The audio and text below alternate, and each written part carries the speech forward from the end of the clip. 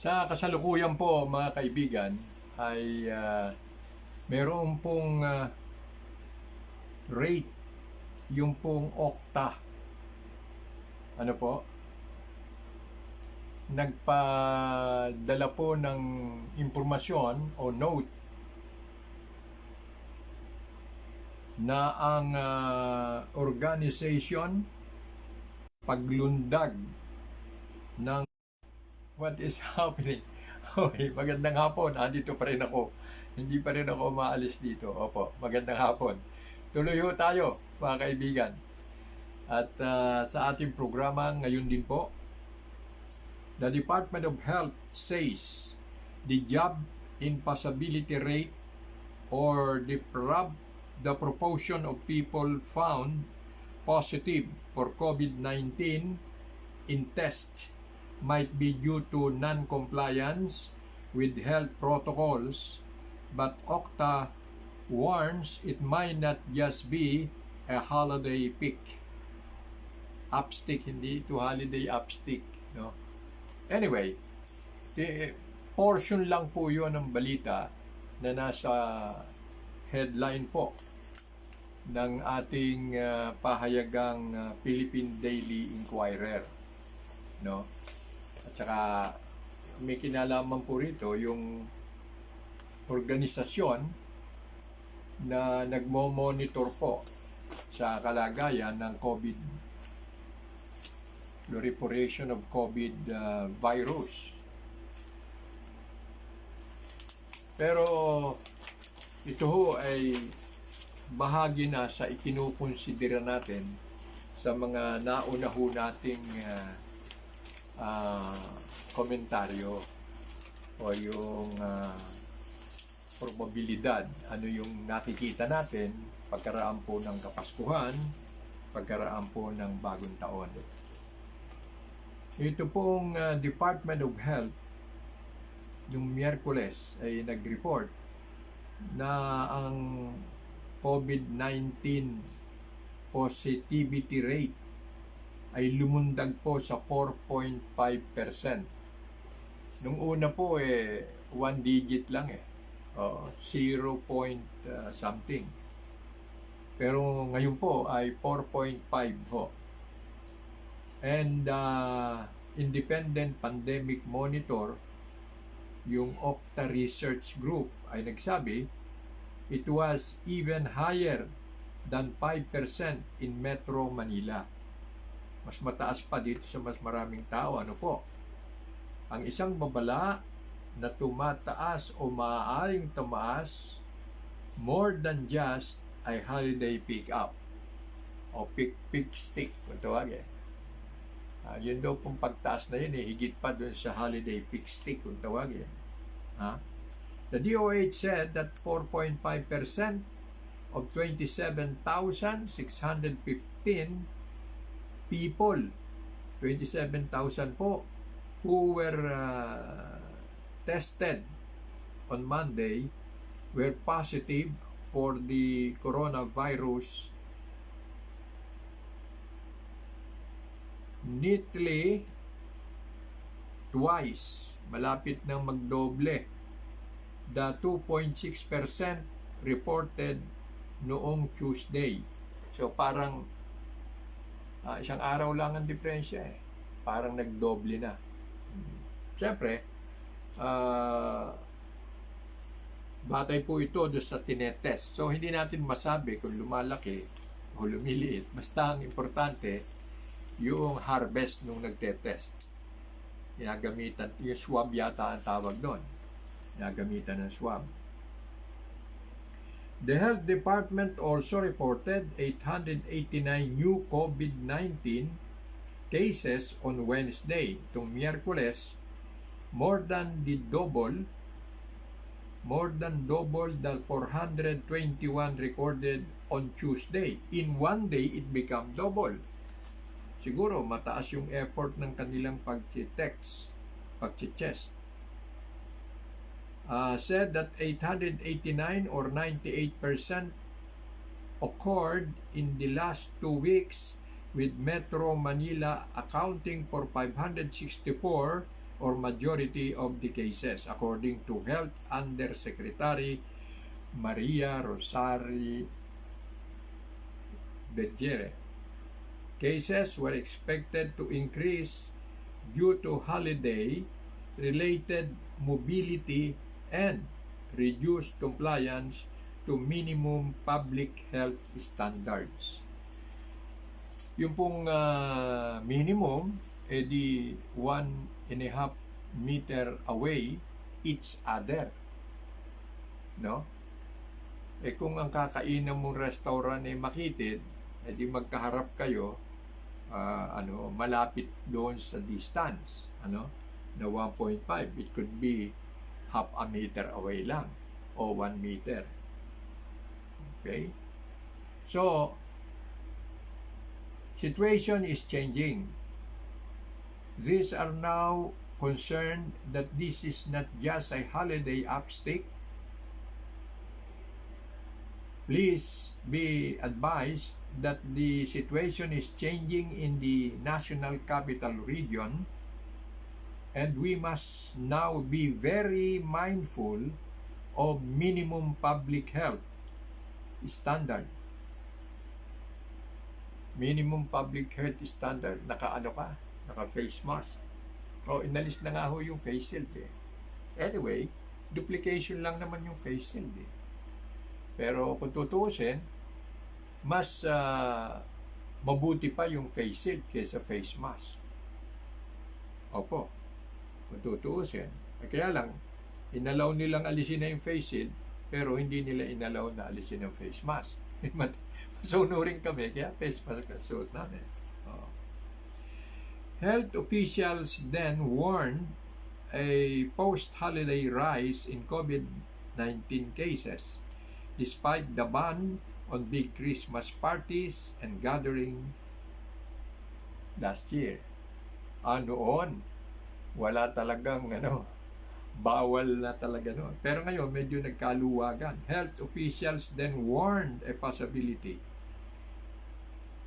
post-holiday rise in the COVID-19 cases despite the ban, but by January 9, the possibility rate dipped to 4.4%, although new daily cases rose to 1,952. Bergere told reporters on Wednesday that health authorities were continuously monitoring the current situation. Said, however, the DOH, Department of Health, could not say for certain that the increase in the number of cases was due to the Omicron variant of the coronavirus. The Philippine Genome Center has detected 4 cases of the variant since the first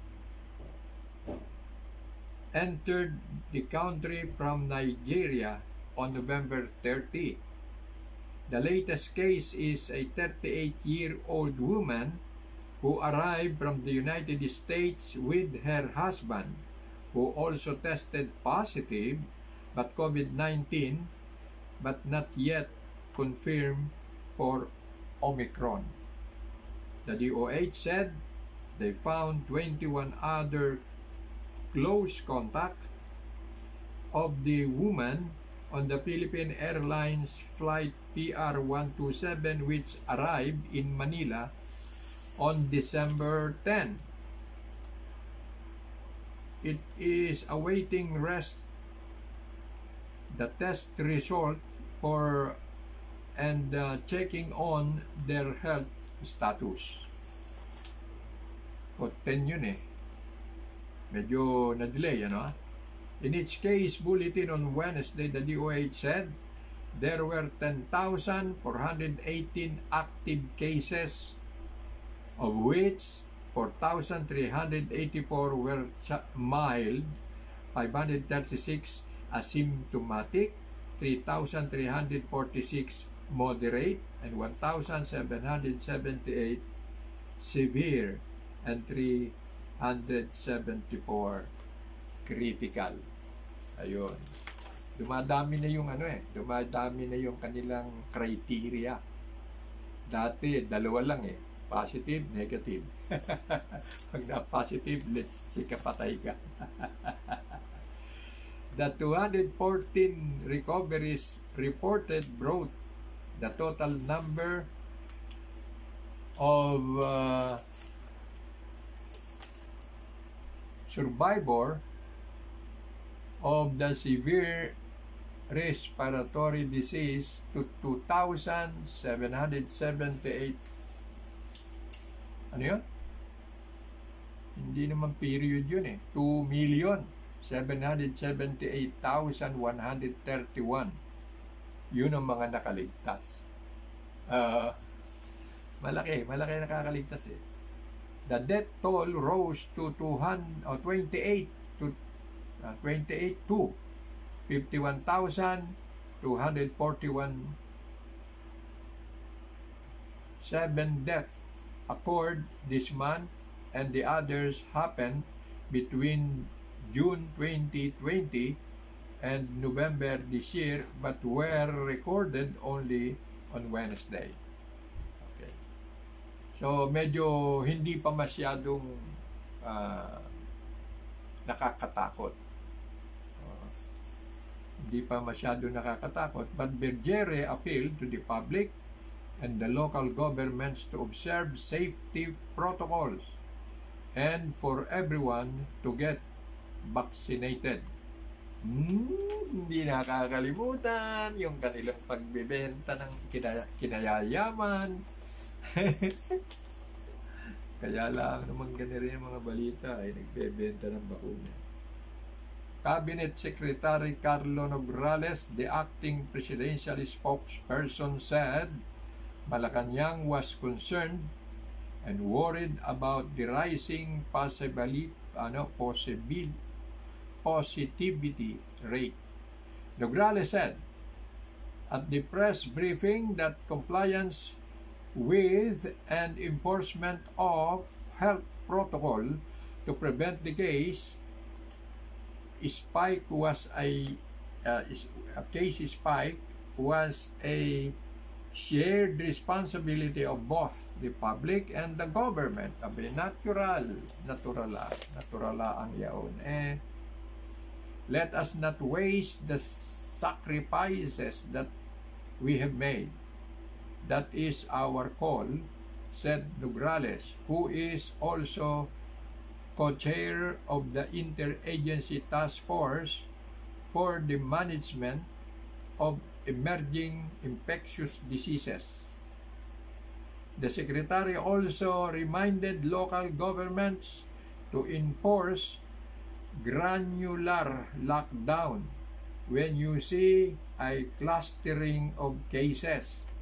At Wednesdays, laging handa briefing presidential advisors on entrepreneurship Joey Concepcion said he expected COVID-19 cases to decline in the first quarter of 2022. Yan ang may tiwala, Ang tawag doon? Pessimistic. Optimistic. Ayun. First quarter daw ng 2022, when people would have become less mobile after the holiday season. Hindi na masyadong maggagagala. Nakapamasko na ang mga inaanak.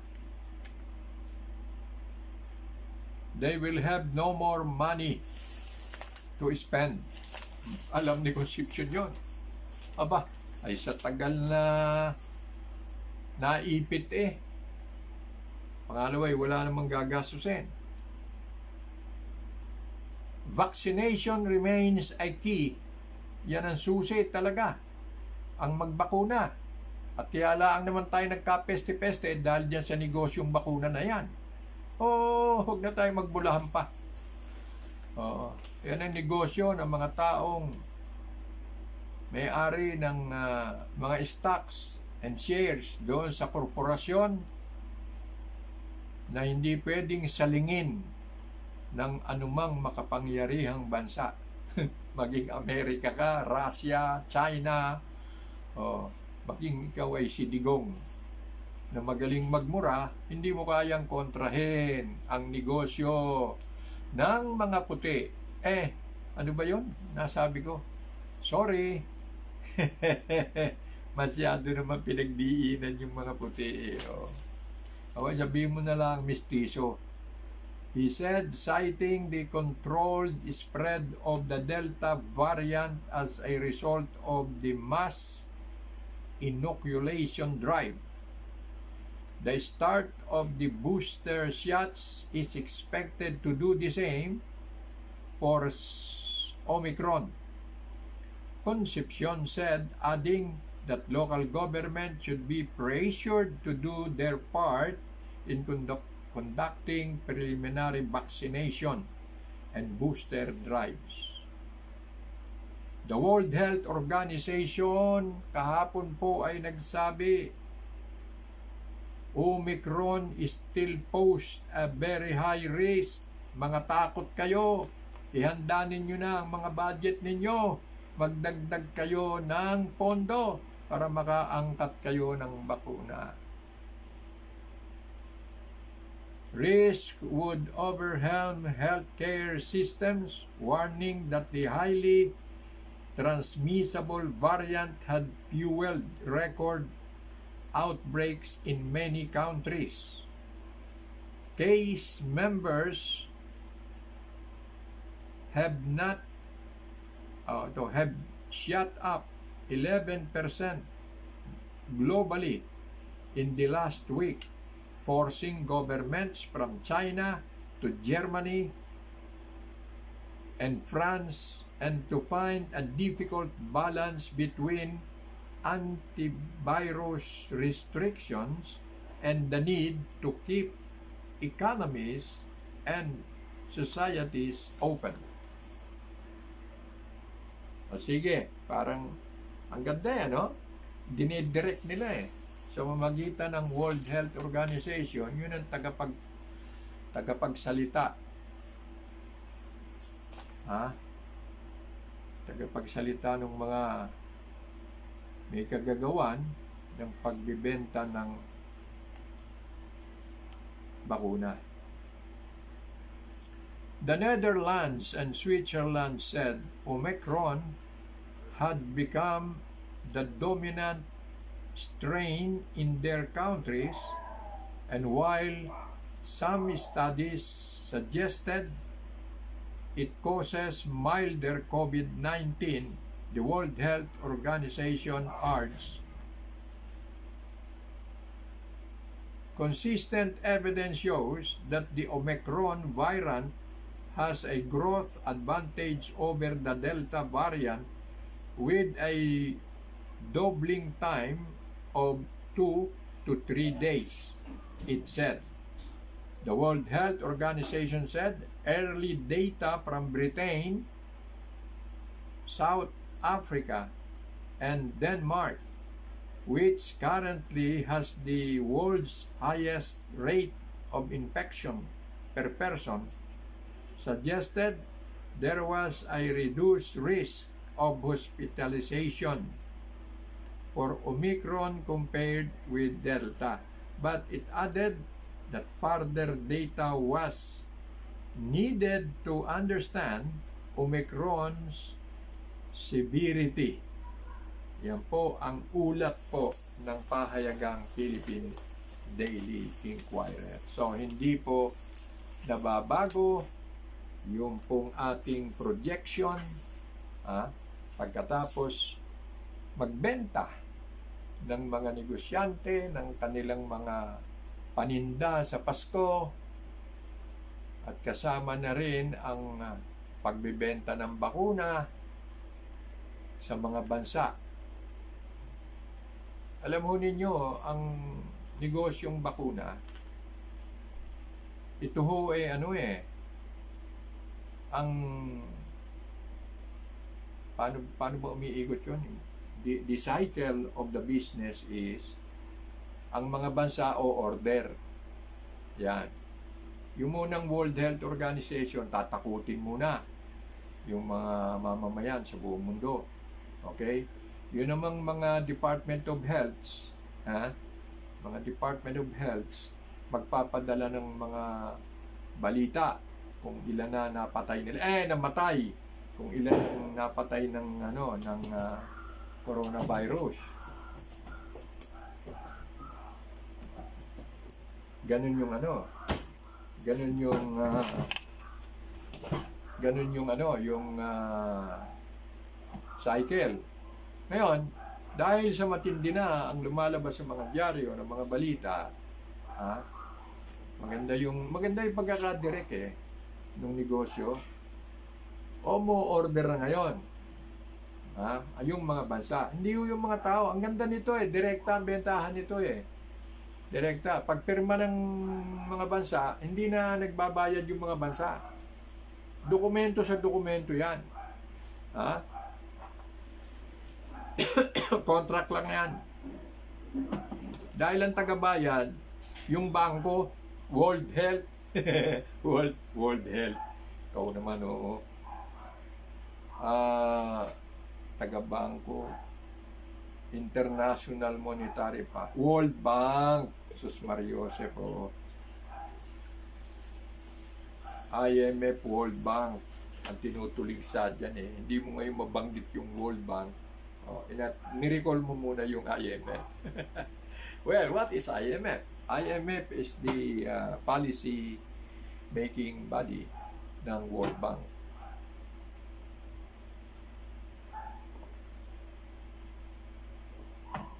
Ngayon, pagka na-aprobahan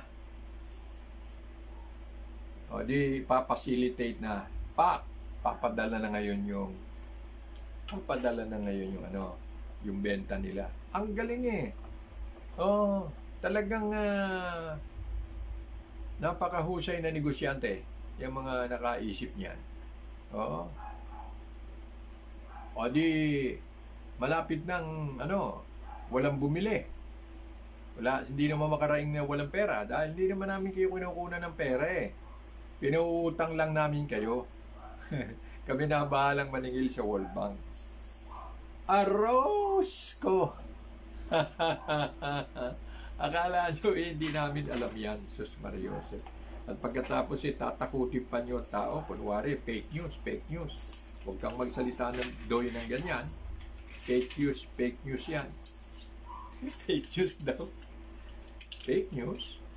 Bakit kaya naging fake news? Dahil kasi, binubulgar mo yung wala ka naman dokumento. Wala nga akong dokumento, pero produce por santo equals 10. Ganun lang ang kwentahan namin. Produce por santo equals 10. Kwentado na. Hindi na kami kumokontra kung tumaas o bumaba yan. Pinoproject na nga namin, tataas Marso, makita nyo. Iba ang figure sa Marso.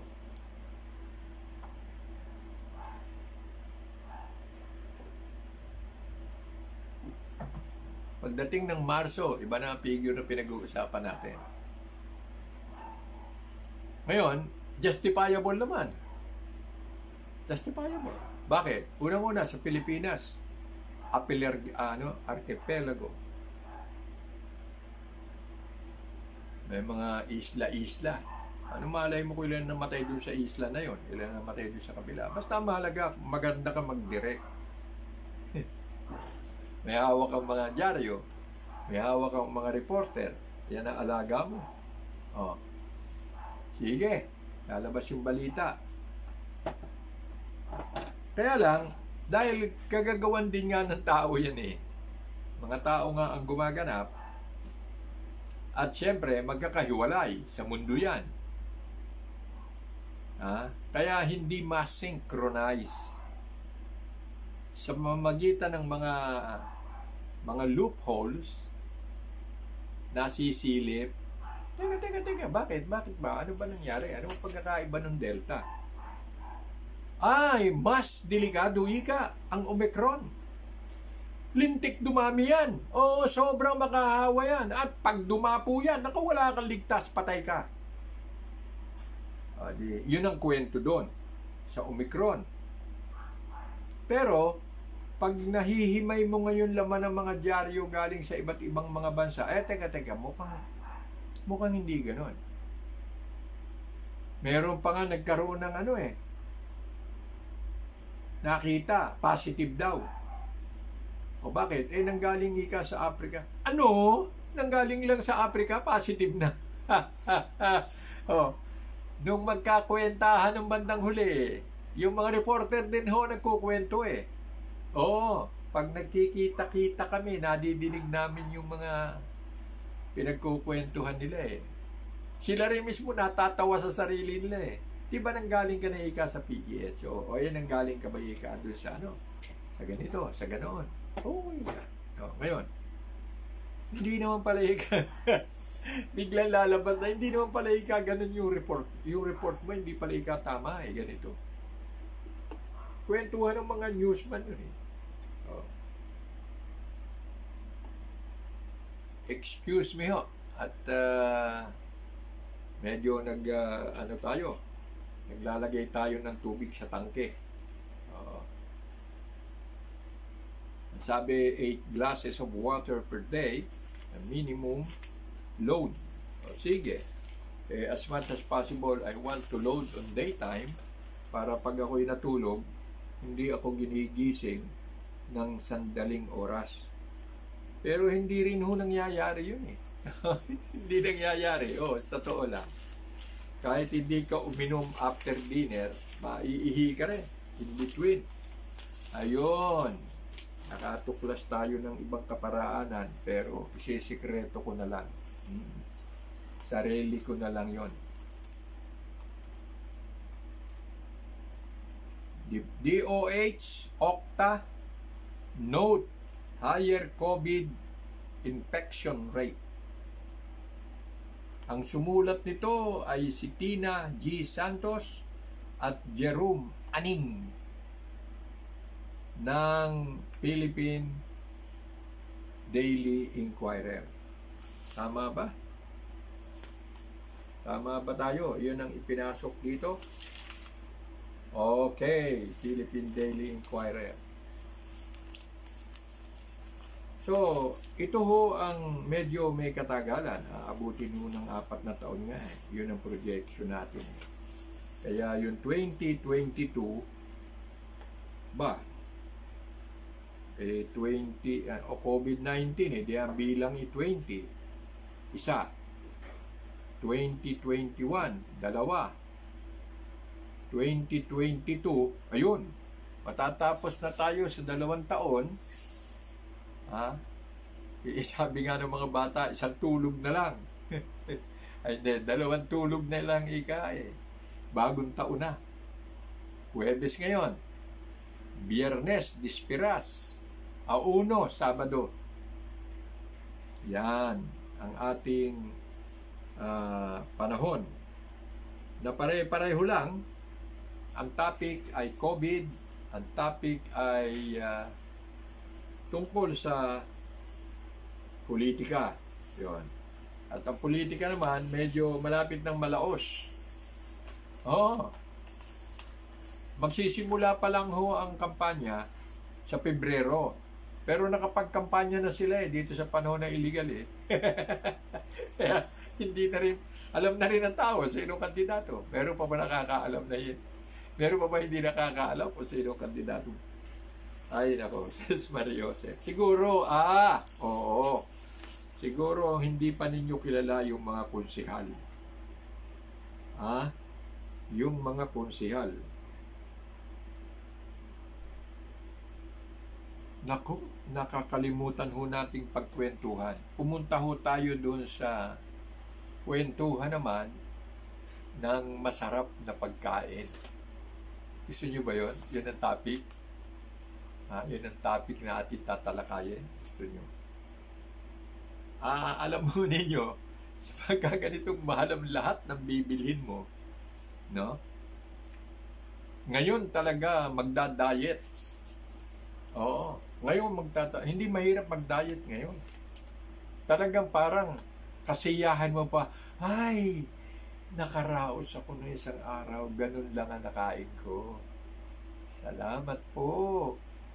Bakit ho? Diet po ba kayo? Hindi, ang mahal ho na magkano ba isang lechon ngayon? Nakaw! Sus Mario Joseph, ay pag wala kang 3,000, wala kang 1 kilo. Ano ba yun? Parang lumaki lang ng konti sa 1 kilo, 3,000 na. At yun ay depende pa sa kung saan mo binili yung lechon. Sabi, I prefer roasting my lechons in a pugon, wood-fired oven. It just has a better flavor. Oo nga. Ang tindi ho ng pagtaas ng Ang tindi ng pagtaas ng panggatong, yung LPG. Ala na, pati ho kerosene, mahal din eh. Pero ang malinis na panggatong ay ang baga ng ng kahoy. Halimbawa, meron kang pinutol na puno ng santol na ayaw mamunga, malaking-malaki na. O di kaya, nadaanan ng bagyo, bumagsak. Iniligpit yung mga sanga, pinatuyo yung mga kahoy. Nako, ang ganda ng panglitsyon niya. Oo. Pero ang pinakamahusay, sabi siguro na nanonood, ito si Noy del Castillo, lahat na lang paksa, pwedeng buksan. Hindi ho, sa totoo lang hindi ko na ho kailangan magbasa. Bakit? Lumaki ho ako nang gumagawa ng pinakamahusay na panggatong. Mula elementary hanggang natapos ako ng high school, paminsan-minsan nung nagka-college tayo, nag-uuling pa rin po ako ng pinakamahusay na uling. Ang mga uling, depende sa inuling mo eh. Kung matigas ang kahoy na maayos ang uling. At ang talagang magaling ng uling, mainit, hindi madaling maubos, ang uling ng bao ng niyog. Yan ang pinakamahusay. Pero hindi tayo nakapaghanda ngayon eh. Dati naghahanda ako noon. Pagka yung magpapasko na, muuwi ako sa Batangas. Nag-uuwi ako ng mga 2 sako, 3 sakong bao. Pagka naman sinisipag-sipag, doon pa lang inuuling ko na sa Batangas para yung uling na lang ang dala ko pagluwas. Mga 3 sako, 4 na sakong uling ng bao. Panarili yun. Panarili. Dahil kahit ho yung magbabarbecue ka, mas masarap po kaysa doon sa binarbecue mo sa kuryente, init na kuryente. Mas masarap po yung barbecue sa uling ng bao. Ito, nagkaroon ng isang kwento rito. Meron siyang tinatawag na recipe for what I call a lechon Tagalog. Made aromatic with young banana. Young banana leaves, yung ubod ng dahon, ubod ng saging, and young sampalok fronds. Yung bubot pang sampalok. It is served with coconut rice. Ginataan? Coconut tapos mayroong rice bigas. And a delicious liver sauce. May your 2022 be filled with good cheer Much have a good peace. Wishing you a healthy, a happy new year. This lechon has a nice, clean taste. Lechon Tagalog. O, sabi ko na nga ba, 1 to 6 kilos ang dileche. Yung dileche po, yung biik. 2/3 ano ito? Cup of sea salt. Asin sa dagat. Yun ho yung malalaki siguro. Divided for rubbing. Irarab pala the cavity and on the skin. 250 gram young banana leaves. Okay, magupit ito at mamaya pagkatapos ng program. Maganda ito eh. Lechon Tagalog. Kahit pa paano, nagkaroon po tayo ng portion para sa Christmas, sa New Year celebration. New Year celebration. Di tamang-tama, ang paghahanda mo ng lechon, today, prepare mo po para bukas. Ang masarap sa lechon, no? Yung dileche. Kasi malambot yung balat niya eh. Dileche. Yung pala 6 kilos. 1 to 6 kilos. Pero alam po ninyo, yung biik, 6,000 na po ngayon.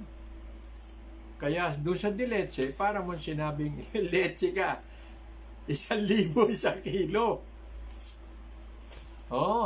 Paano mo mabibili ng bababa doon eh? Yun ang yung biik pang hilaw, hindi paluto. Bueno mga kaibigan, ako po babalikan natin ng pansin, balik tanaw natin, buhayin natin ang kalagayan ng PhilHealth. Ito pong PhilHealth na ito, yun hong kinurakot na pera, hindi pa ho na-account hanggang ngayon. At wala pa rin ho akong nababalita na nakulong o napatay na opisyales o mga miyembro.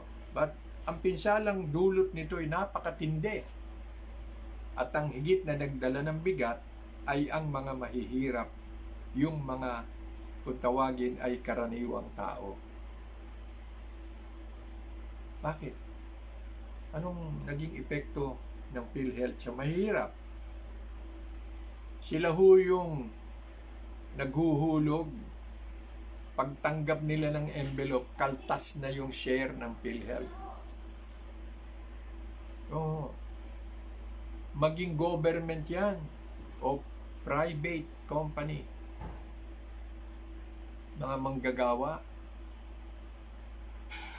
Tanggal na ho yung premium, yung inihuhulog sa monthly. Pagkatapos, nang sila ang mga ilangan, wala silang makuhang pera. Okay, tingnan natin ano nangyari. Sa ngayon, may balita itong si Red Mendoza eh. The Private Hospitals Association of the Philippines. Ito na yung sinasabi ko. Yung hospital diri sa Marikina, hindi mabayaran ng PhilHealth. Deferred its plan. 5-day PhilHealth holiday following the concerns raised by patients. Ang sabi ng mga pasyente, itong kanilang grupo, plan to hold the holiday from January 1 to 5 in support of the 7 Iloilo hospitals that declared readiness to disengage from the Philippine Health Insurance Corporation. During the holiday, hospitals will not deduct PhilHealth claims in the bills of the patients, forcing them to pay their entire hospitalization cost. Yun ang sinasabi ko. Pagkailangan naming mga pobre, yung mga karaniwang tao, kailangan nila yung pera, ay walang ibinabayad ang PhilHealth. Dangan nga lang ho at labag sa batas pero dapat nagpagawa na ng pugon si Duterte. Mga pugon, yung may apoy sa ilalim. Hulog na lang ng hulog. Nasaan yung presidente nito? Nasaan yung presidente nito? Naghalo-halo na yung paksado sa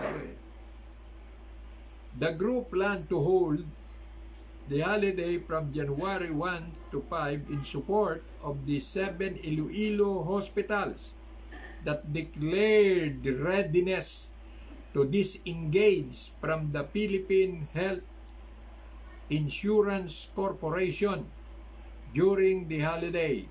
Hospitals will not deduct PhilHealth claims in the bills of patients, forcing them to pay their entire hospitalization cost. Pupuwersahin na ngayon yung mga pasyente. Dito, lalong madaragdagan ang pangkat ng mga wais. Ano yung wais? Hindi magre-report sa ospital. Hindi lalapit sa doktor.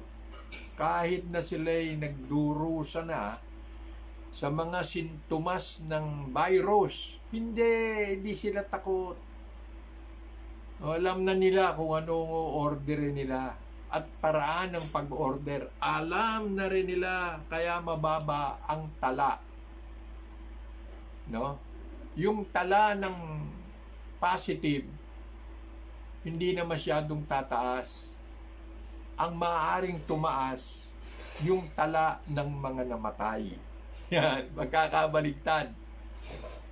Mahaba listahan. Ito mga positive. Nung nakaraang taon, dito ngayon sa papasok na year 2022, mababa lang yung positive. Wala ngayong may virus. Ba't ilan lang ang nakarecord na meron. Teka muna, ano bang pinoproblema mo? Ang dami nang namamatay Nagkakamulistyahan na lang na virus pala ay nung mamatay na. Kasi hanggang buhay at makakaiwas, ang mga Pilipino magaling ho sa ganyan. Kung tawagin dyan mga diskarte. Oo. Pag pumunta kay ka dyan agad COVID. Ikaw na may na-COVID, hindi ka na makikita ng kamag-anak mo. Doon pa lang sa ospital, aabuhin ka na. Totoo yan. Patients forcing them to pay their entire hospitalization cost. After discussing everything pros and cons, we decided to hold implementation of the PhilHealth holiday, mainly because of requests from the concerned patients and groups of patients who would like to be informed well of what they should do if the holiday comes, especially those who are dependent on public health. President Dr. Jose Rene De Grano told the Manila Times in Viber message on Wednesday. De Grano said that while hospitals will continue to help indigent, hindi naman pala pababayaan habang ang ospital, may say dito, doktor, sapagkat yung doktor may talent yun siguro sabi ng doktor, hindi rin lang kami mabayaran utang din hindi kami magkasasarili na kami rito, hindi ka na namin sasali. Ayan. Posible. Sino itong De Grano na ito? Baka ito yung mga kamag-anakan pa ng mga nasa Laurel. Ni dating Mayor Joven De Grano. Sumalangit nawa ang kanyang kaluluwa. Ito ay presidente ng PAPI, Philippine Health patient, siguro, President Dr. Jose Rene de Grano. Ay, sigurado taga Batangas ito. Ah, kamag-anakan ito ni Nahoben. O ni Mayor. Dalawa naging Mayor sa Batangas eh. Na de Grano. Sa Laurel at saka sa Talisay.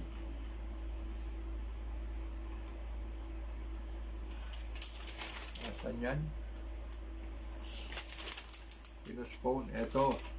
Patient who are dependent on PhilHealth benefits, more patients will suffer if the state insurer will continue to delay paying the reimbursement of hospitals.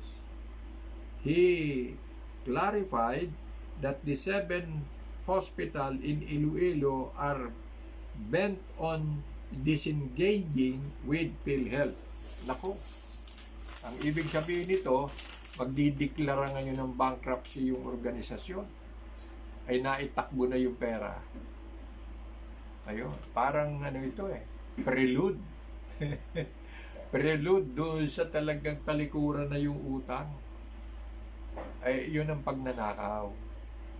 Pag ang ninakaw mo milyon, hindi ka makukulong. Milyon. Pag nakulong ka, ay hindi pa malaki, baka 10 milyon lang yan.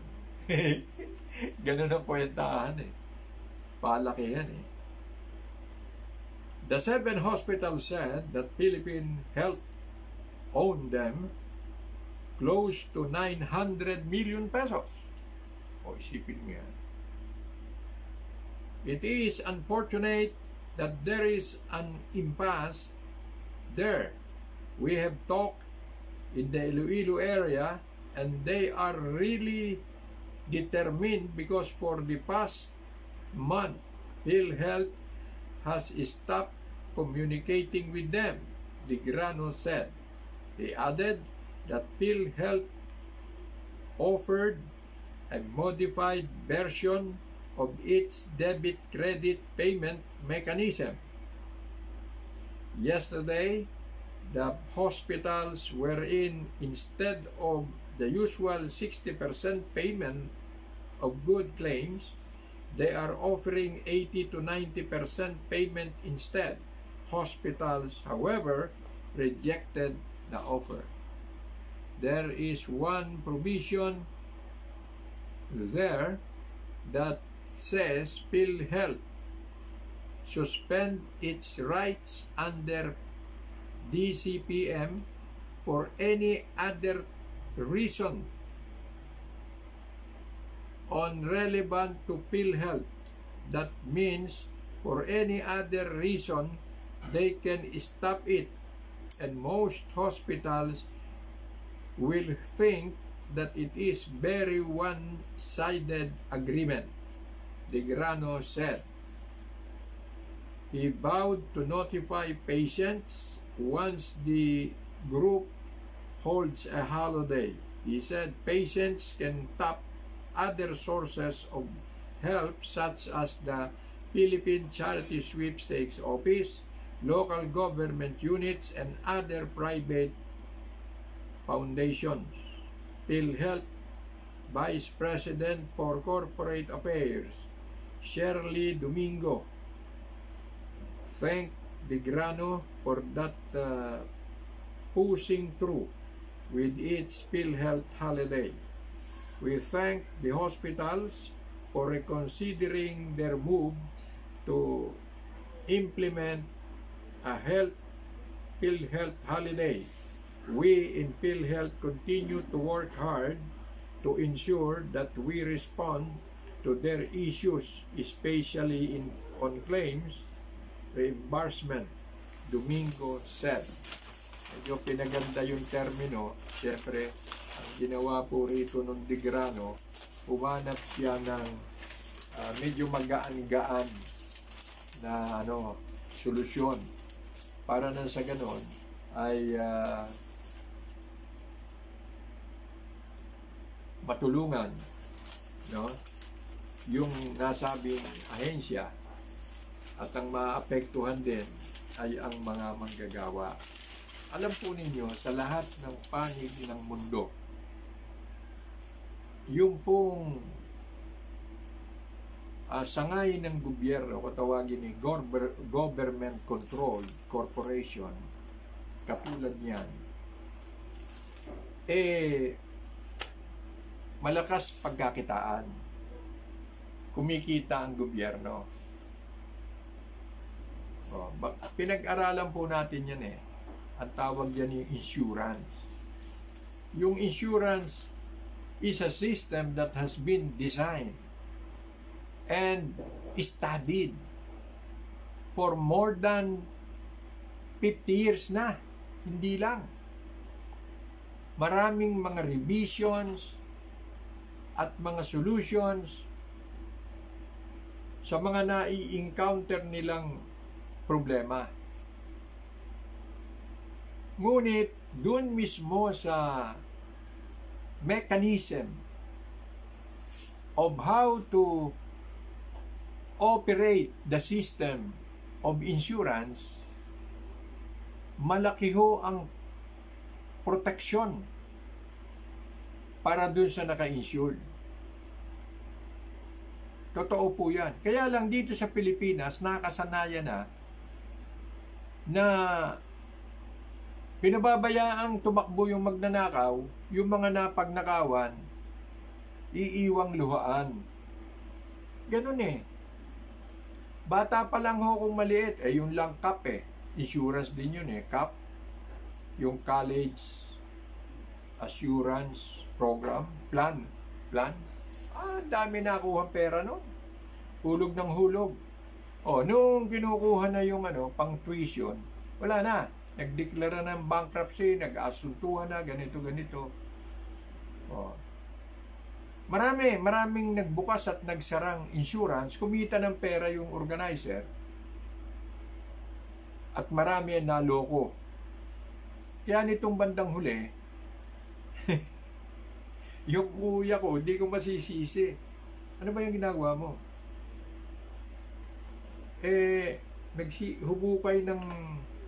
Humukay ng 6 na piye sa sahig, sa ilalim. Tapos, yung 6 na piye na yun, sinimentuhan, inayos. Ano yan? Ano yung ginagawa mo na yan? Ito niya yung ibabayad ko sa insurance, yuhulog ko rito. Sa madalit sabi, mas mabuti pa yung piggy bank. Ganun ang ginawa niya. Inipon niya yung pera niya. Kesa nga naman, hulog siya ng hulog doon sa insurance. Hulog siya ng hulog sa SSS. Hulog ng hulog sa GSIS. Pagkatapos, pagka yung magre-retiro na, walang makuhang pensyon. Dahil walang pera. Yun. Para hindi na ikasuma loob ko, ganito na lang ang gagawin ko. Iipunin ko yung pera kong labis. Ang style niya, pagka siya nagpabariya na 1,000, o di kung meron siyang bibilin, nagbayad siya ng pamasahe, pag uwi niya may tira. Yung tira na yun, dudukutin niya sa bulsa yun. Kaya ilalagay niya sa labada yung kanyang pantalon. Lahat ng makikita niya, barya doon. O papel. Yuhulog niya doon sa hukay na ginawa niya. Tapos ilalak. Ngayon, hindi mo alam magkano yung hulog mo. Hulog ka lang na hulog. Maganda eh. Kaya lang, wala siyang makakombinsing gumaya sa kanya. Yun ang problema. Wala siyang makakombinsing gumaya sa kanya. Pero sa totoo lang, this is a kind of system that has been designed na safe. Ang kaya ko sinasabing safe, kasi yung mga bansang stricto ang kanilang pamamahala, katulad ng Australia, Canada, no? Yan mga stricto yan eh. Yung kanilang kung tawagin pension plan, pag sila'y sumusweldo, may kinakaltas na buwis yung Commonwealth government. Yung nga pala, nakalimutan ko buti naalala ko lang. Tayo minsan ay napamahalaan ng Commonwealth government during the time of President Manuel Luis Quezon. Commonwealth po tayo. Kasi siyempre, the name of the government, of the system itself, the name is the system. Ano yun? Common, pangkaraniwan, wealth, na yaman. Pangkaraniwang yaman. Naiipon yun doon. Iniipon. Halos ang pagkaltas sa sweldo para sa buwis, halos is just a little lower than 50%. Ano? Ang ibig mo sabihin, pasok ng pasok yung mga Australiano, 1,000 na 1,000 ang sweldo. Oh. Pagkatapos 500 ang buwis, hindi naman ba? A little smaller. Siguro mga sabihin nating 30% o 20%. Kaya lang malaki yung buwis. Malaki silang maningil ng buwis. Kaya lang malaki rin naman ang rate.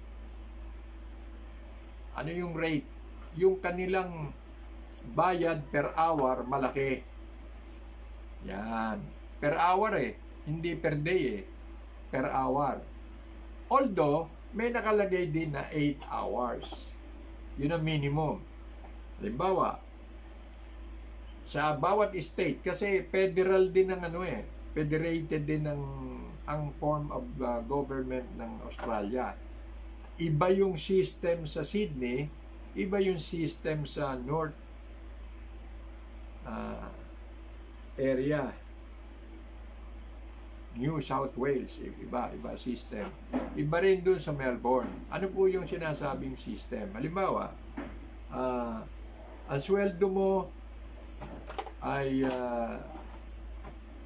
10 Australian dollar per hour.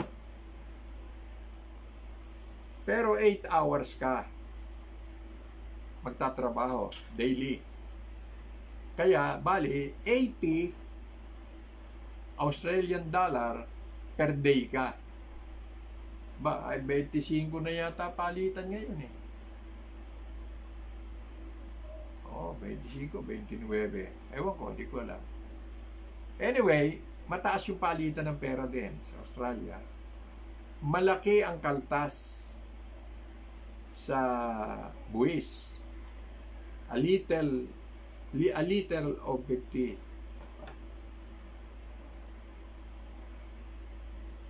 Ang magaling yung sistema nila, yung sistema ng collection, tapos yung appropriation, paano nila ina-appropriate.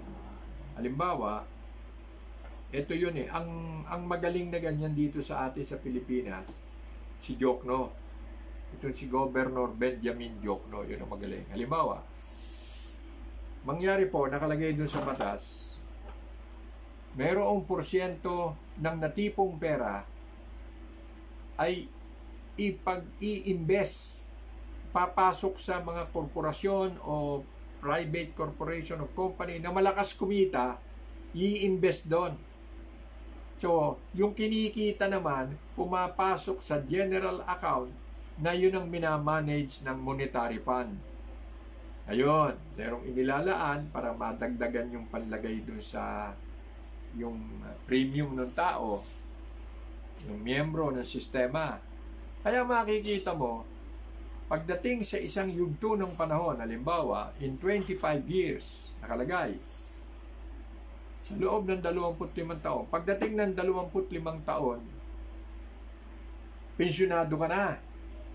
Pag sinabing pensyonado ka, yung lahat ng kakainin mo, kasama na gamot at doktor, lahat yon ang gumagastos yung system.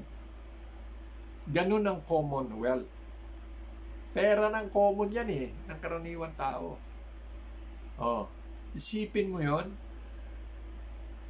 Kaya nung nando po tayo sa Queensland, sa anak ko, ang aking anak na si Danda, si Joanne, nung maliit yun yan, sabi niya, ako Danda, ako Danda. Si Joanne, nandun po sa Queensland, nasa Townsville. Nakikita niya yung husay nung system. Ang tawag doon ni parang state insurance, parang gano'n. Pero ang nagmamanage, semi-government din. Kaya lang, corporate in nature. Ini-invest nila yung a certain percent ng naiipon para yun ang gumagawa ng pera. Magmula doon sa kinikita doon sa investment, dinadagdag doon sa mga gagamitin ng pensioner. Ang ganda naman ang wika ng buhay nitong mag-asawang ito. Ang babata pa ito pala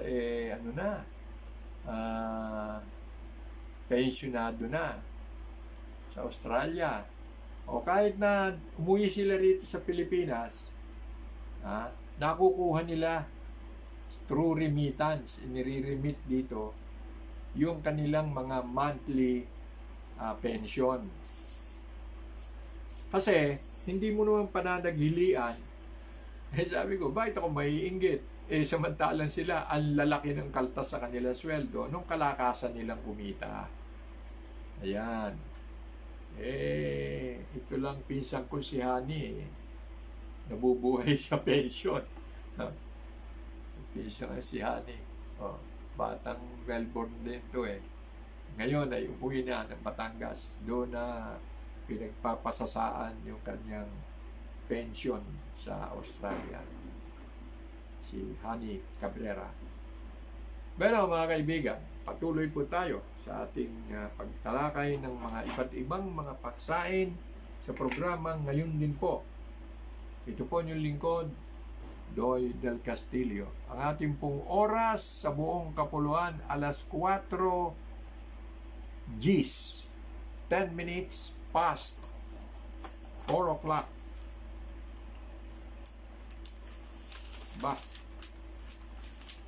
Meron ditong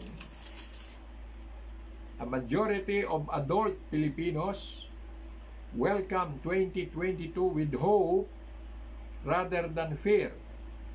The fourth quarter survey of social weather stations revealed respondents were asked, is it with hopes or with fears that you enter the coming year? 93% of those natanong sa survey ay sumagot they would welcome the new year with hope. May pag-asa raw. Masaya. May pag-asa. 2% higher than the 2020. The difference from the 91% record in 2020 is not statistically significant. Why? But both readings are below the pre-COVID-19 level of 96% in 2019. SWS said, hope for the coming new year rose in sub-national areas in Metro Manila, Balance, Luzon, and the Visayas with 95.93 and 90% respectively, increasing at 5, 1, and 2%. Meanwhile, it stayed at 93% in Mindanao. This sense of hope increased among elementary graduates from 89% to 90%, senior high school graduates from 92% to 94%, and college graduate from 94% to 98%. Yon ang report. Mga kaibigan, talaga namang merong bahagyang pag-angat, yung pag-asa. Tulad ko, maasa ako Everybody is hoping for the best. Yan ho ang mga Pilipino. Kahit na anong sikip ng panahon, sikip ng sitwasyon, palaging may pag-asa. Sabi nga, pag iki sa Batangas nagtanong, ay alay, hanggang buhay hindi nawawala ang pag-asa. Ganun ang mga Batanggenyo. Hindi ho katulad ng ibang mga nationality na ang iba sa laki ng problema nagpapatiwakal.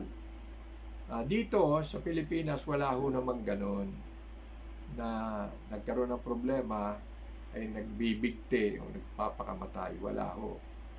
Pumapatay. Ayun, marami. Wais nga ito yung kwentong magkakasamang nasyon, Amerikano, Hapon, Czech, tsaka Pilipino. May aliman pa dahil limang nasyon. Nakasakay sa isang barkong nakanyon, nabutas yung puwet ng barko, di sila'y lumulubog. Sabi nung German, kinarkula ko na yung labas ng tubig, sabi niya. Yung distansya natin, sinilip ko sa telescope, hindi tayo aabot ng buhay sa pinakamalapit na playa. Ngunit, kung gagaan ang sakay nito, makakarating ito sa playa. Hanggang doon, tinuro yung lugar ng dadaanan. So, kailangan, merong magpakabayani. Yon. Para merong mabuhay. So, ang ginawa, nagkasundo sila. Sige. Di, sabi nung Amerikano,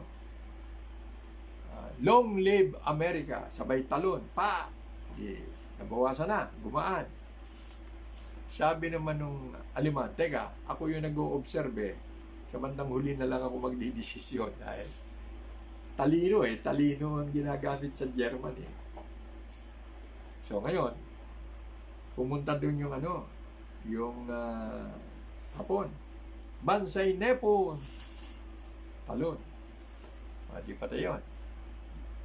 Counted ng patay yun. Di gumaan. Yan, makakarating.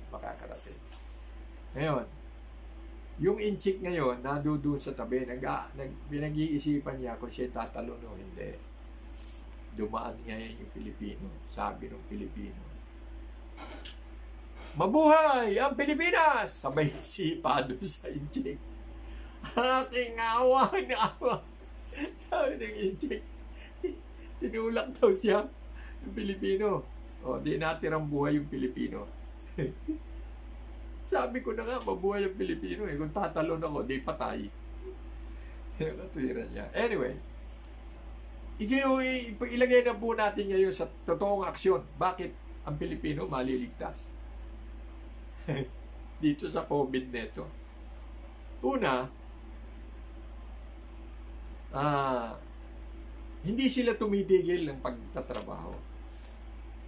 Dahil, ang importante sa kanila, buhayin yung kanilang mga anak. Hindi sila papayag na mamamatay ng gutom ang kanilang mga anak. Walang kailangan sila'y magpakahirap o sila'y magpakapanganib na magkaroon ng sakit. Yan ang Pilipino. Pinararating ko ito doon sa mga miyembro ng sindikato na pumapatay ng tao sa pamamagitan ng pagkakalat ng virus.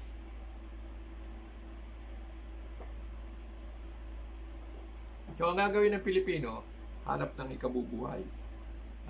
Nakakaraos naman. Dahil habang maraming hindi gumagalaw, may napapabayaang trabaho. So, laging may bakante. Kaya lang, walang regularity. Pa-extra lang. Yun ang nagiging sitwasyon. Kaya ang mga Pilipino, hindi nawawala na hawak na pera. Kasi, pa-extra sila kahit tapos ng accounting nagpapala ng simento Oh, pagka walang nakakita ng bakante, wala nagpapala siya ng simento, maghahalo ng simento sa construction. Tuloy ang construction. Ganun ang Pilipino. Mapamaraan. Ngayon, dahil lagi siyang naglalakbay, yung padre di pamilya naglalakbay, papasok sa trabaho or maghahanap ng trabaho. Kaya, mas madalas na siya ang posibleng mahawa. Bagamat siya ay naka-face mask at naka-face shield. Pag nararamdaman niya, sabihin ng asawa, ay nako, nilalagnat ka ika. Kasi biglang uubo. Ubo na gano'n. Teka, madala ka bukas kay doktor o dadaling kita sa ospital. Wag. Yan ang huwag na huwag mong gagawin. Huwag ko pakialaman, sabi ko sa asawa. Kaya ko to. Pumunta ka dun sa bumili ka nito. Paracetamol. Kung ano yun, sinulat. O di pupunta naman yung babae, yung ibibili ng gamot yung asawa. Kung ang kanyang karamdaman ay may kinalaman sa parang sipon, madalit salita, na kapareho ng sintomas ng coronavirus, hindi bibili ng gamot sa coronavirus yan. Yung gamot sa trangkaso. Titirahin niya, doble agad ang tawag doon. Yung halip na isa lang ang iinumin, dadalawahin niya. Para gumaling agad. Yun ang katwiran. Para gumaling agad. So, ganun ho yung pangkaraniwang nagaganap saan mang panig ng Pilipinas at merong barangay. Kaya, walang istatistikang makukuha. Basta mahirap ang tao. Pilipino, hindi magpapakita sa doktor yan. Hindi magre-report ng ospital. Okay. Di, nasa bahay lang siya. Nagpapagaling. Naglalagay ng ventilador dyan. Tapos, lahat ng klaseng maaaring sariling diskarte para sa paggaling. Nga lang, yung mga nagkukwento sa akin inabot daw siya ng 1 buwan. Yun namang 1 linggo. Ganun Pero ito, siguradong COVID ako. COVID yung natakasan ko. Gano'n, nagkukwento. Mga karaniwang tao. Kaya, sinasabi ko, hindi talaga tataas yung number ng positive. Kasi konti na lang nagpapacheck Pagka ngayon na sasabihin mo yung mga barangay, huhulihin at ganito ang hindi. Hindi makikipagsabuatan. Hindi papayag yung barangay ng ganon. Oo lang yun sa inyo, sa itaas, sa record. Opo. Pero hindi nila gagawin. Bakit? Butante nila yun Puproteksyonan nila yun Kaya yung ang ginagawa pa ng mga barangay kate, barangay kagawad, nang hihingi ng mga gamot, pagkatapos binibigay dun sa mga merong ganon. Binibigay. Sige, para makapagtrabaho ka, uminom ka niyan. Ganon. Kaya ako merong hope na sa darating na 2022, tuloy pa rin ang takbo ng mundo. Tuloy pa rin. Dahil, mababa nga ang lalabas na nahahawa Mababa. Wala nagre-report Kaya lang, ang tsansa, pag talagang meron. Mamamatay at mamamatay. Hindi magagamot ng tama. Dahil hindi makikipagkita sa ospital. Hindi makikipagkita sa doktor. Kaya lang, natutuklasan ng mga mahihirap na tao, ang karaniwang tao. Paano patayin yung virus? Sa yung pagpapasa-pasa ng... nagkagaroon ko ba rin ba ika? Oo, ano ginawa mo? Nagpakulo ako ng tubig doon sa lutuan ng salabat, kape. Tapos, habang kumukulo yung tubig, di umuusok yon. Nagbalisungsong ako ng papel. Yung iba, dahon ng saging, gano'n. Tapos, hinihigop ko sa ilong. Hinihitit ko yung mainit na tubig, yung mainit na usok. Gano'n. O, pagkatapos sika, uminom ako ng paracetamol, nawala yung lagnat ko. Pinagpawisan ako. Yeah. Tuloy na uli ako sa trabaho. Gano'n. Pagdating ko ng hapon, ng gabi, gano'n uli ang ginawa ko. Nagsuob uli ako. Suob ang tawag nila. Suob. Hinihigop yung hot, yung steam. Hot steam. Hinihigop. Yung pala, pinapatay yung virus sa loob ng nozzle. So, nakakaraos ang mga Pilipino sa ganyan. At siyempre, yung iba, may nakakakuha na rin yung Ivermectin, ano ba yun? Kung ano-anong mga gamot na talagang mabisa. Kaya yung mga may gamot naman, palihim naman kung magbenta. Ganon. Kaya alam mo mga tao, isipin mo gaano kalaki na ang populasyon ng incheck dito sa Pilipinas.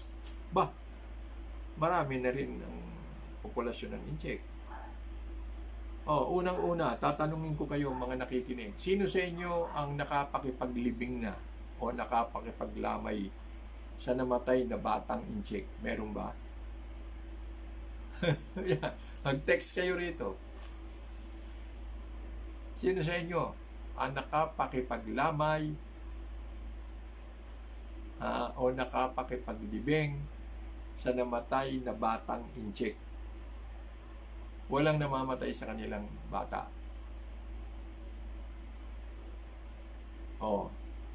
Nakita nyo na. Ang namamatay lang sa kanila, matanda. Ganun kagaling ang gamot ng incheck. Ayan. Kung ayaw niyong maniwala sa sinasabi ko, mag-research kayo sa mga punerarya. Walang nagre-renta doon ng space ng lamayan na namatay na batang incheck. Siguro kung meron man, konting-konti, napakaliit na porsyento. Lalo na sa sitwasyon ngayon. Halos ang malaking porsyento ng incheck sa Pilipinas, mas nakakaangat ang buhay kaysa Pilipino. Pangalawa, yung buong Ungpi na yon, yung buong Chinatown na yon sa Binondo, merong ganon sa bawat probinsya. Tindahan, butika ng incheck. Doon ka makakabili ng mahuhusay ng mga gamot. Sinisira lang ng propaganda ng mga Amerikano, ng mga Western. Yan. Kung makapangantyaw, lalo na yung mga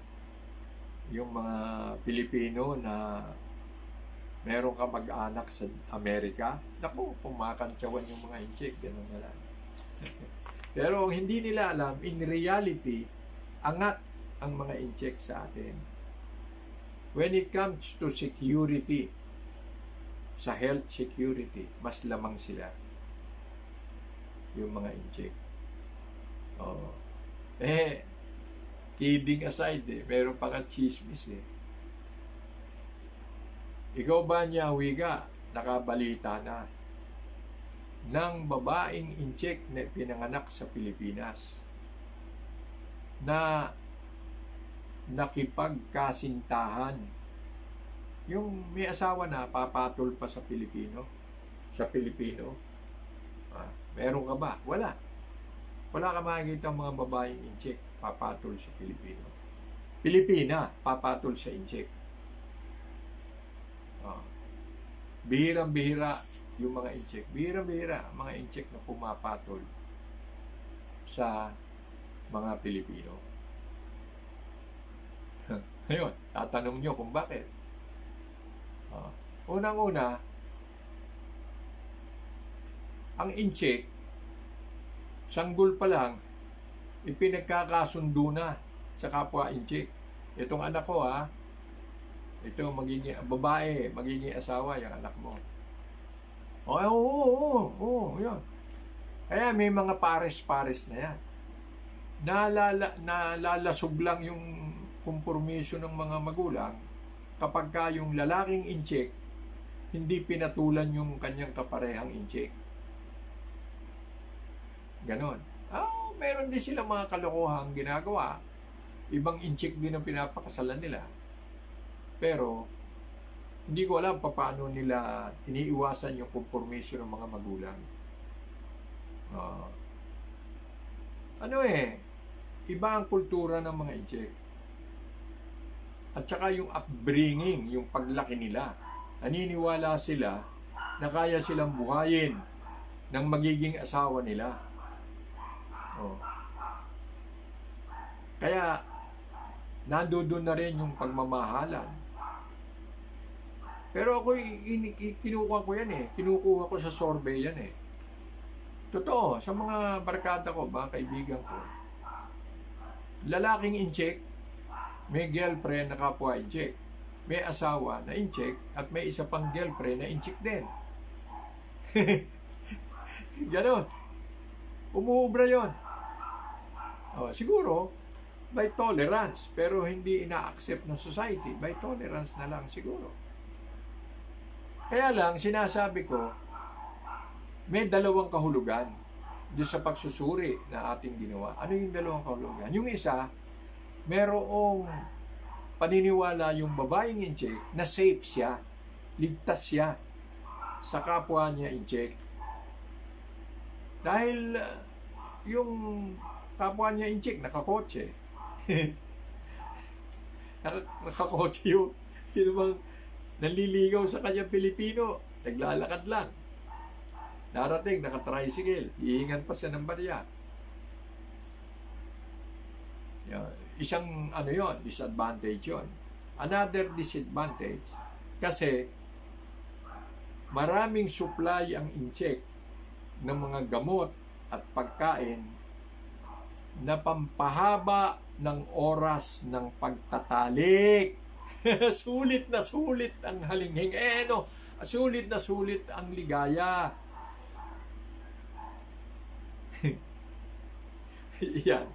Yan ang yan ang realidad. Matigas si ikatuhod. Inchik yan eh.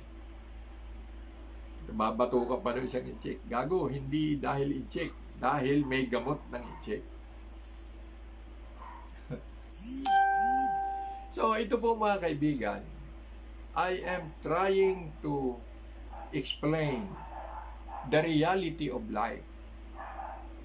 Nung araw, napakababa ng tingin natin sa mga incheck. Yung mga ninuno natin, lalo na yung mga siga, pinaggugugulpi yung mga incheck.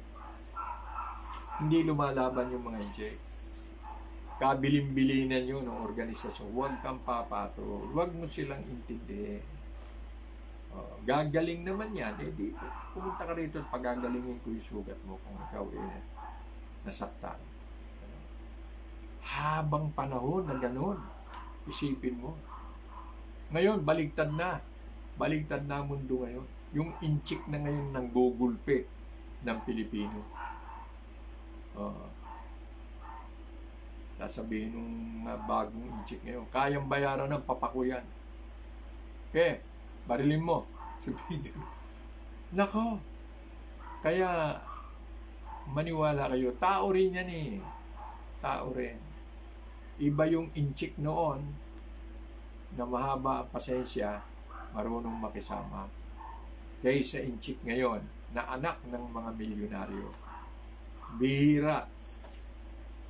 Siyempre, iba na rin yung iba na rin yung status in life nila eh. Sila yung bossing. Kaya halos kalahat ng inchik karamihan sa kanila bossing eh. May mga driver sila, may mga binabatok-batukan sila na katulong nila. Nagkabaliktad eh. Ngayon, ngayon? Yung mga nag-aaglahi sa inchik. Baliktad na ang sitwasyon. Kaya ngayon, even na ngayon. wala nang malakihan ngayon. Ang role ngayon na pinipilit nating gampanan ay ang maging tagapagpalaganap ng pag-ibig, ng pagmamahalan. Incheck at Pilipino, magkapatid yan. Katunayan, may mga karamihan ng mga Pilipino, alam nila, ilang percentage lang sila eh. Ilang percentage ang dugong incheck nila eh. Alam. Marami nagsasabi. At titingnan mo sa mga muka, pag nag-usap-usap, isipin mo nga, nagkaroon ng mayor ng Maynila, ang apelyido, Lim. Lim talaga. Alfredo Lim. Ngayon, konsihal ng Maynila, sekretaryo, pangalawa sa pinakamataas na posisyon sa City Hall ng Maynila, undefeated konsihal, si Bernie Ang. Isipin mo yun? Nadami ng magagaling na Pilipino, si Bernie Ang ang sekretary ng Maynila. Si Bernie Ang ang nag-compose ng Tax Code of Manila. Nag-aaral yung mama. Hindi basta-basta dunong meron. Pangalawa, graduate yan ng mga exclusive schools. Doon lamang ho sa alpabeto, lamang ang incheck eh. 1,000 ang alpabeto nila. Tayo ilan lang? 27? O 29? Yung abakada, ega, ha, ila, ma, na, nga, o, para, sa, ta, u, wa, ya. 20. Sa kanila, 1,000. Kaya bago sila matutong sumulat at bumasa, ang tagal ng pag-aaral nila. Doon pa lang. Kaya sila, pag nagkaisa, meron pa silang mga salitang yung pang-elite. Pang-elite. Hindi basta in-check, nakakaintindi. Marami silang version ng salita nila. Merong class, language. So mga kaibigan, importante po itong ating pinag-uusapan at ipinaliliwanag sapagkat kailangan nating harapin dito sa issue na ito. Pagtawid natin ng 2022, tumatanda ang mundo. Ang mga nakikita mong mga incheck na sinasabi mo ngayon ay Pilipino sila. Talaga, naging Pilipino sila. Ang naging problema lang ng Pilipino sa kanila, dumating ang panahon, umunlad yung bansang China. Hindi na sila pobre ngayon. Kaya ang ginawa ngayon ng mga native na Chinese, doon, yung umuwi rito, hinahanap yung kamag-anak dito, siyang ginagawa nilang conduit. Dahil sila merong mga disadvantages. Halimbawa, gusto nilang magbenta ng mga murang pantalon. Gusto nilang magbenta ng mga gadget. Hindi sila pwedeng magparehistro dahil hindi sila Pilipino. Ano lang sila, tourist lang sila. Pag nakilala nila yung kanilang mga kaibigan, kababayan dito sa Pilipinas, yun ngayon ang isinisingkaw nila doon, sinososyo nila. Tapos, tinuturuan din nila, may transfer of technology. Siyempre, yung mga incheck, umaangat ang buhay. Kaya palaki ng palaki, habang lumalakad ang panahon, nagkakaanak ang mga incheck, nagpapaaral ng mga anak sa kanilang eskwelahan, sa kanilang language. May iiwan lagi tayo. Dahil tayo hindi organisado, hindi tayo nagtutulungan. Sila nagtutulungan. Kaya wala silang hirap. Halimbawa, merong ipinebentang nagmamadali na gustong mag-migrate sa ibang bansa. Binebenta yung lote. Pag lumapit yung Pilipino, ang laging sasabihin, magkano? magkano ang matatawad? Tatawarin ang pinag-uusapan. Pag yung Chinese, hindi mo alam kung sinong bibili. Ang tatanong lang yung alam mong taga ron sa kabilang kanto. Ikaw ba, alis na? Benta mo na beto. Magkano mo ba binibenta? Anong ganito? Malayan mo eh. Nabayaran na. Nung kausap, binayaran na yung Ngayon, ang dami ngayon ng may mga yung kanilang lote, nilagyan ng mga yero, pininturahan. Diba? Purong asul. Asul na asul yung lahat ng pintura. Segunda manong yero, binakuran. Hindi mo alam sino nakabili. Yan. Dahil kasi, ang tawag doon is pattern. Ang mga incheck na nagpunta sa Pilipinas, nag-organize sila. Organisado sila. Halimbawa, Binondo Corporation. Nadinig na po ba ninyo yun? Yung Binondo Corporation. It's a realty company na ang opisina nasa Binondo. No? Yan lahat ng mga incheck sa buong Metro Manila, ang marching order, humanap kayo ng lote. I-text nyo sa akin. Ang dami niyan. Yung mga incheck na yan. Kaya pag may nakita kayong binebentang lote katabi ng isang negosyanteng incheck, tindahan, o hindi ka maunahan ng Pilipino dahil may incheck na nag-text na eh. Ito, may binebenta rito. Ganun. Kaya magugulat ka sa bandang huli, yung mga politiko ay yayabang ng salita, lalo na yung mga politikong nakalagay sa pwesto, natapak sa pwesto. Kung makapagsalita, akala mo, kaya nila mga Pilipino, kaya nila Pilipinas. Bandang huli, pagka nag-uusap na ang lahat ng mga incheck at inimbentaryo ang kanilang pag-aari, tingnan mo, hindi ka na kailangan padalan dito ng barko na may dalang sundalo. Yun ang pagkakamali ng maraming mga kaibigan ng Amerikano o nagpapauto sa Amerikano. Ang akala doon sa South China Sea, ang akala sasalakayin tayo ng incheck. Hindi tayo sasalakayin ng incheck. Bakit? Doon lang sa tabi mo, mga incheck na lahat ng kapitbahay mo. Paano ka sasalakayin? Hindi ka sasalakayin ng incheck.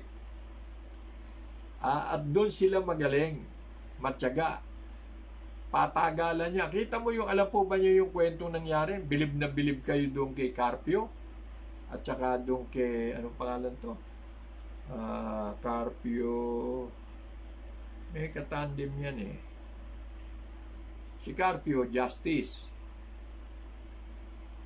Yung isa, ambasador, dating ambasador yata sa Del Rosario, yon, ambasador Del Rosario. Yun yung magkaibigan ng Amerikano na nais na makipagnegosyo sa China para sa South, yun sa West Philippine Sea. So, yung Amerikano parang siya yung kontratahan sa China, at tapos katulad nung nangyari doon sa Malampaya, British ang may-ari nung gasolinahan. Yung kinukuhang hinuhukay doon sa Malampaya, nung mga kwenta-kwenta, lapang 10% yung binabayan sa Pilipinas. Dinadaya pa ng mga politiko. Yan ang ibig kong sabihin.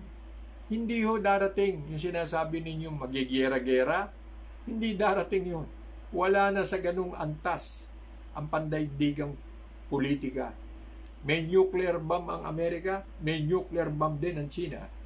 May pambatok pa ang Russia habang nagbababag ang mga inchik at Amerikano rito sa West Philippine Sea, biglang babatukan sila sa likod ng Russia. Dahil magkakampiyan Russia at China. Oh. Bakit tayo papasok sa gulo? Samantalang kakampi na natin. Ha? Marami ng mga inject, Pilipino na rin. At maraming Pilipino na asawa na ng inject. May asawang pampalagian, may asawang formal, may asawang parausan. Ano? Ano ang pinagmamalaki mo? Kung hindi, ang gawin mo'y talian mo ng pakikipagkaibigan ang mga inject. Ganun ang dapat gawin. Ha? Ganun ang dapat na simulan agad, pamarisan. Para ang maghari ay pagmamahalan, ang maghari ay pagkakaibigan, pagkakapatiran. Sa halip na pagka manghihingi ka ng tulong, tatakbo ka sa China. Ultimong pambakuna, tatakbo ka sa China. Pagkatapos, pagka yung may kinalaman dun sa magninegosyo kayo para pareho kayong makinabang, sasabihin, hindi, sa Amerikano kami. Ano namang klaseng katwiran yan? Yan ang sinasabi ko. I am not for Chinese. I am not for Americans. Kaya lang, whichever is more advantageous to the interest of the Filipino, yun ang sinasabi ko.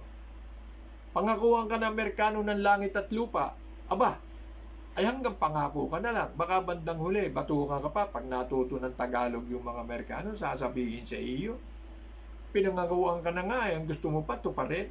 Ano ka? Ganyan ang buhay. Ngayon, pag ang kausap mo si Digong, mas malala lalo ang interpretasyon yung mama na yan. Sasabihin sa iyo, anong mangangako sa iyo yung Amerikano? Tutulungan ka ng Amerikano? Kaibigan mo Amerikano? Ano bibigay niyan? Wala nga pera yan eh. Bangkarote na yan, sabi. Bangkarote na raw yung mga Amerikano. Totoo naman. Totoo naman. Ang inaalis natin o ang iniiwasan natin sa pamamagitan ng pakikipag-away o pakikipagmasama ang loob. Tandaan mo ito, Teddy Boy Locsin. Ha? Ikaw, kahit na anong tanda mo, boy ka pa rin. Teddy Boy. Amerikano ka ng Amerikano. Kahit anong panahon dumating, ang yugto ng panahon, hindi mangyayari na ang maitutulong sa iyo ng Amerikano ay higit sa mapapakinabang mo sa mga kapitbahay mo. Kapitbahay mo to magkaroon lang ng sunog, yan, nasa tabi lang. Ikaw, tatawag ka pa doon sa saan tawag dito? Sa Amerika, Estados Unidos, Washington DC. So, let's be practical. Ang pinakamabuti, pumunta ka sa isang posisyon na yun nga, yung pinirmahan ni Digong. Yun ang pinakamaganda na isip ni Digong yun Yung mutual, ano tawag doon? Memorandum of Understanding, MOU. Memorandum of Understanding na i-develop ng Chinese government because it was represented by Xi Jinping. Sabi ni Xi Jinping, i-extract natin ang lahat ng posibleng ma-extract sa ilalim ng karagatan. 60% sa inyo, 40% sa China. Hindi ang ganda. Ang tanong, bakit hindi pa kayo nakipagtuluyan? 6 na taon nang lumipas, wala kayo nahukay na isang patak ng ipis, isang patak ng luha ng butiki, dalangis, wala kayo nakuha. Kasi, inabala ng inabala. Dinimanda sa United Nations, gumawa ng tribunal sa Hague. Pagkatapos, nung mayari yung desisyon ng tribunal, nagkakanya-kanyang turuan sino mag-i-implement. Pagkatapos ngayon, pinaliliwanag Ano ba ika mangyayari doon sa order ng tribunal? Ay, nangungumbida ika kami ng mga bansa. Germany, ganun ganito, inibita. Aawayin namin yan, China, pag hindi nirespeto yung ano. Siya ka nakakita ng ganong klaseng usapan. Ha? Pinangahasan nila na pagtalunan sa halip na magkaroon ng kasunduan ng maayos. Tinan mo, nakipagkasunduan si Duterte, 60-40. Ano masama doon? Kung itinuturing ba ng incheck na kanila yon, sabi nga nung si Gadon, bobo. Sabi ni Gadon, mga bobo kayo. Kung itinuturing ng incheck sa totoo lang, nambubuli lang yung salita ng incheck. Pero kung itinuturing nilang yun kanila, bakit ka bibigyan ng 60%? Sagutin mo, kung matalino ka, Teddy Boy Locsin, sagutin mo. Oh. Yung mga inchik na pumoporma-porma na yon, yung mga katulad din ng Pilipinong nauuto ng Amerikano. Eh, hindi naman lahat ng inchik pro-Beijing eh. Oh. Yung mga nambubuli na yan, yung mga nandiyan, mga ano yan, mga nasa ilalim ng kumpas ng mga inchik na kasama ng Hong Kong, kasama ng Taiwan, natural. Ang gusto nila, demokrasya, labanan yung mga komunista. Oh, ngayon, ano na pala nila? Pinalaya sila sa Hong Kong. O tsaka sila ngayon nagka-campaign dun sa Amerika. Ha?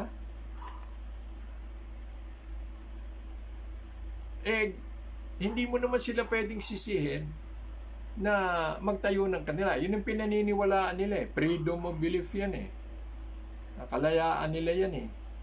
Oh. Ay kaya lang, pag natalo ka, sorry, natalo ka eh. Oh, alam mo naman sa China yung Hong Kong. Pagkatapos ngayon, sinasabi nila, iba na ngayon, hindi na ngayon nila kino-contest yung pagiging pag-aari ng China, ang Hong Kong. Hindi na nila kino-contest yun. Ang kino-contest na nila ngayon ay yung system of government. Sila raw ay pro-democracy, yung mga taga-Hong Kong, at yung mga communist China, buong China yun eh. Ganon din ho yung problema sa Taiwan. Okay. Bakit ho natin kailangang i-discuss yung bansang yan? Sapagkat ang Pilipinong may kapitbahay na incheck ay apektado. Hindi mo malaman kung yung Pilipinong kausap mo ay Taiwanese. O yung Taiwanese ay kalaban ng People's Republic of China. Ay paano ngayon kung yung incheck sa Taiwan nakakampi pala sa mainland China? O, yun ang mga konsiderasyon na dapat alam natin. Ha? Gaya nga ng sinabi ko, hindi natin ipapagwalang bahala ang pakikipagkaibigan at pakikipagmabutihan sa mga inchik. Unang-una, kapitbahay natin eh. Pangalawa, dito mismo sa bansang Pilipinas, kahalubilo natin. Ang ginagalawan natin ay ginagalawan din ng inchik. Kung saan tayo nabubuhay ay maaring sa negosyo ng inchik. Kung hindi ba natuklasan ng inchik gumawa ng cellphone, makakatikim ang mga basurerong Pilipino na gumamit ng cellphone? Hindi. Yung mga katulong sa bahay, makakabili ba ng cellphone?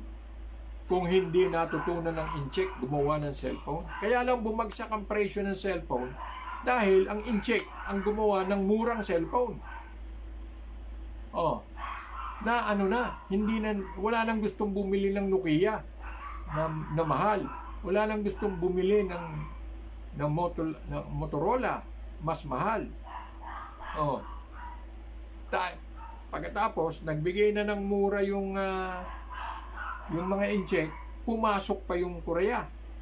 Na pagka kailangan mo maganda, huwag kang bumili ng Made in America.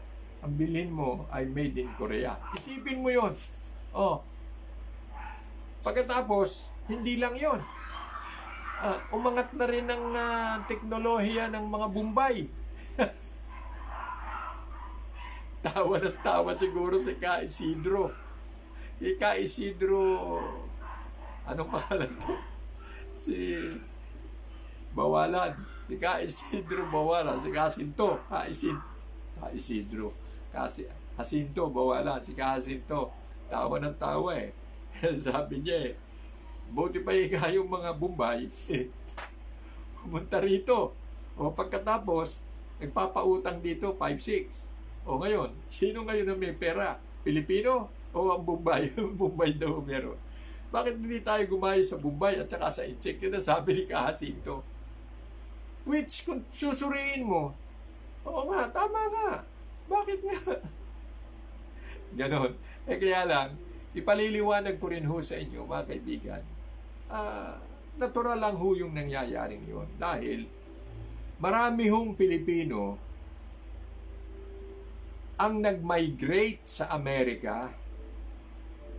Unang-una, nirecruit yung mga Navy ng Amerikano na ibinabala sa kanyon, mga sundalong Pilipino, na sila na ang gumawang sundalo. Eh siyempre, noong mga panahon na yon, pag-graduate mo ng high school, nag-apply ka ng Navy, o natanggap ka, naku, laking bagay sa pamilya. Pinapadalan dito ng dollar. Sa Amerika na nga ngayon dahil sa dami na ng Pilipinong nag-migrate sa Amerika, alam po ba ninyo ngayon, ay isa na sa kinukonsider na, may tawag dun yung pantapal, yung anong tawag dun? Pagka sa boto, sa politics, kinukonsider na nila yung boto ng mga Pilipino na nakatira doon, na kayang pandagdag sa pagkatalo o pandagdag sa lamang ng boto. Kaya nagkaroon sila ng puwang sa politika. Pag nagdesisyon sila, kami mga Pilipino, dito kami kay Trump. Kami mga Pilipino, dito kami kay ganon. To reckon with, Filipino vote. Nakakapag-establish na rin sila. At ang Pilipino, may mga lugar sa Amerika na ang Pilipino ang dominant sa yung economic status niya. Yung kumita siya ng malaki, marami siyang mga negosyo, ganyan. Dominant ngayon sa Amerika. May mga mayor na ngayon, Pilipino sa Amerika. Pag yung aking tsuhing, malangit tawa ang kanyang kaluluwa, si Chuture. Si Chuture, Victorino Caraan, ng Mataas na Kahoy, tsuhing po yun. Sabi sa akin, kaya mo ka pamangkin. Nung dumating galing Amerika, punta na Amerika. Nung bumalik, ano bang nakita nyo doon? Aba, kayo, kontra kayo ng kontra sa Amerikano, kwento kayo ng kwento na ibagsak ang Amerikano, ganyan. Ako, sinakop ko Amerika. Pinaghiganti ko kayo, sabi sa akin ng tiyuhin ko. Paano mo ako naipaghiganti? Sabi niya, meron pinagbibilin lupa doon. Binili ko Di akin na ngayon. Sakop ko na ngayon ng Amerika. Meron ako isang bahagi ng Amerika. Kayo. Ay, paghiganti na raw yung lahi namin sa mga Amerikano. Dahil nakabili siya ng Roland, yung nabili niya, dating airport, senarado, pinagbili sa pribado, nakabili siya. Victorino Caraan, ng Mataas na Kahoy. So, mga kaibigan, balikan natin yung tinutukoy natin. Pumasok na ho tayo. Pagdating ho ng linggo, 2022 na. Ano po? At kaya, ang hinimay po natin dito ay ang mga kaganapan at mga maaaring mangyari. Bago magsara ang taon, ang World Health Organization ay nandun pa rin sa kanyang yugto ng pananakot, pagbababala na ang Omicron ay mas mataas na panganib. Ayan. Yan yung sa ibang version ay babala. Warning. Subliminally establishing fear for the Filipinos to think of buying vaccine. Yun ang kanilang produkto ng World Health Organization. Pagkatapos igiit ng World Health Organization ang kanilang mga plano at pamamaraan, walang matakbuhan si Digong, walang matakbuhan si Biden. Ang iba pang mga pangulo ng mga bansa ay susunod at susunod sa World Health Organization.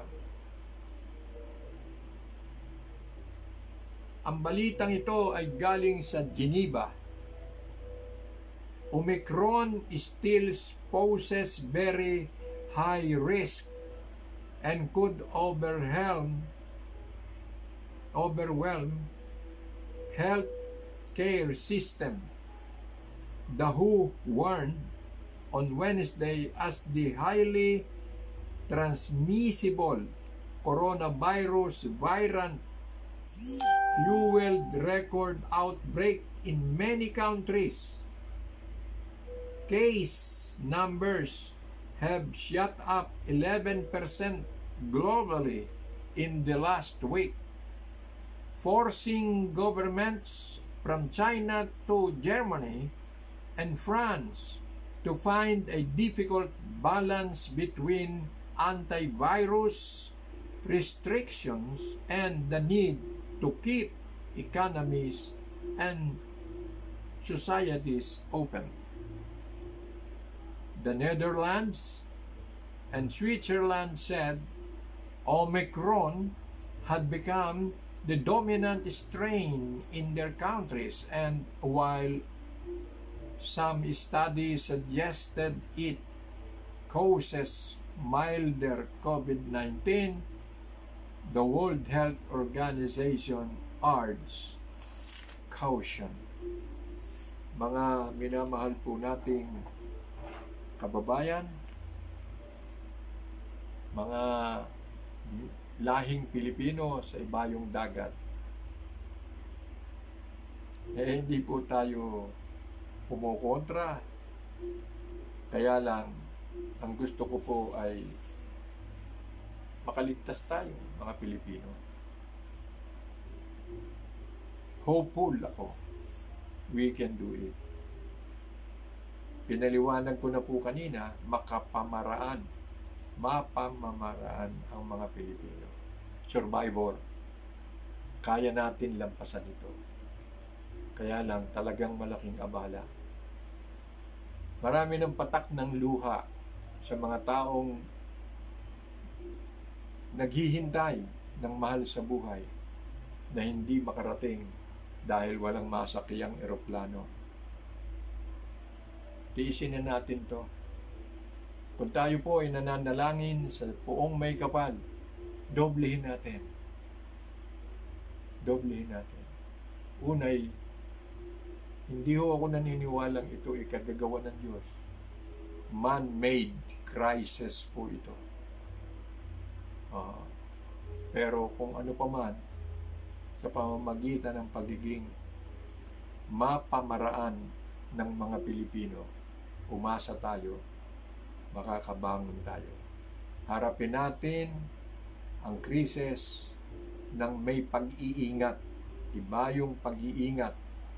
Ngunit huwag nating isusuko ang ating pag-asa. Let's be jubilant. Let's be strong. Let's be brave. And have faith to the Lord. Maraming salamat. Diyan po ako pansamantalang nagpapaalam. Hanggang bukas na muli sa ating pagsasahing pabawid ng palatuntunan.